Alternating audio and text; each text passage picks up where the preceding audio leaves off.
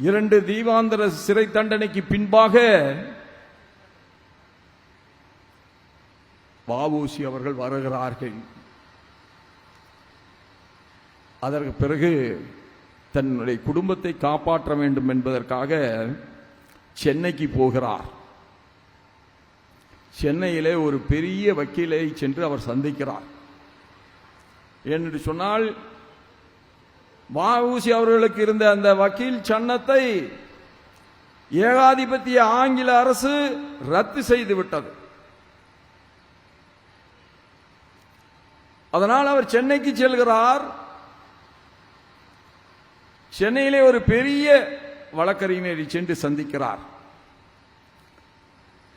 அவருக்கோ கதவு தட்டப்படுகிறது. வந்து அவர் கதவை திறக்கிறார். எதிரிலே நின்று கொண்டிருப்பவர் நம்முடைய வ.உ.சி. ஐயா அவர்கள்.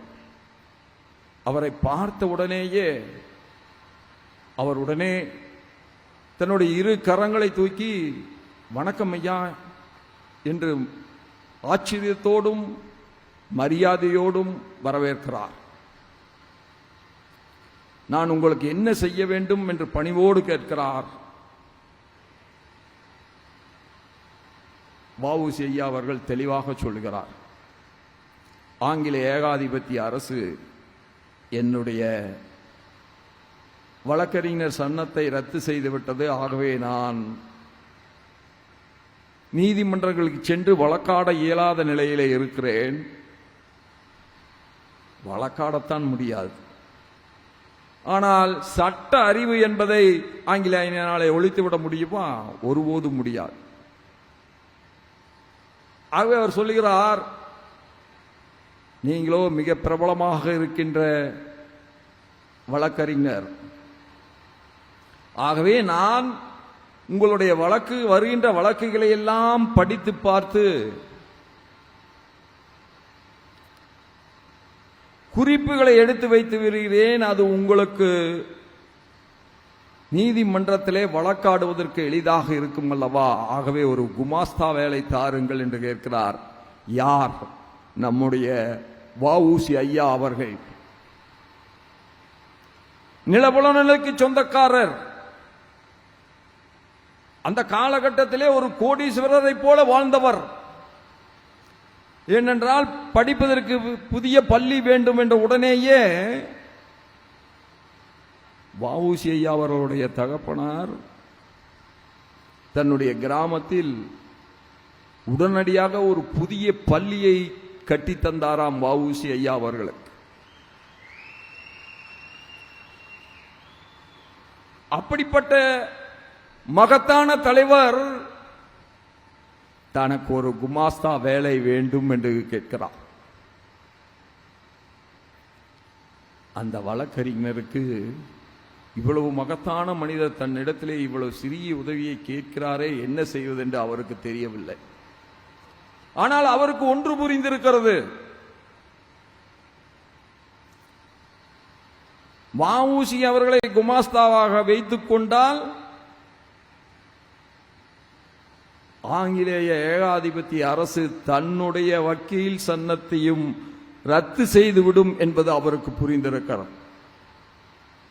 ஆனாலும் வந்திருக்கின்றவர் மாமனிதர் அல்லவா, மகத்தான தியாகி அல்லவா, ஒப்புயர்வற்ற தேசபக்தர் அல்லவா.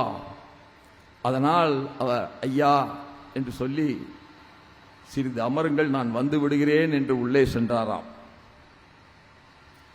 உள்ளே சென்றவர் வெளியே வந்து 5000 ரூபாயை, பிள்ளையாள் அவர்களே இதை வைத்துக் கொள்ளுங்கள், நீங்கள் எந்த தொழிலை வேண்டுமானாலும் செய்யுங்கள் என்று சொன்னாராம்.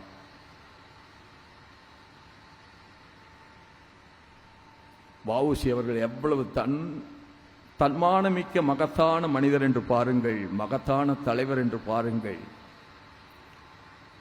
உடனே சொன்னாராம், ஐயா மன்னிக்க வேண்டும், இந்த சிதம்பரம் உங்களிடத்திலே வேலை கேட்டு வந்தானே தவிர யாசகம் கேட்டு வரவில்லை என்று சொன்னாராம்.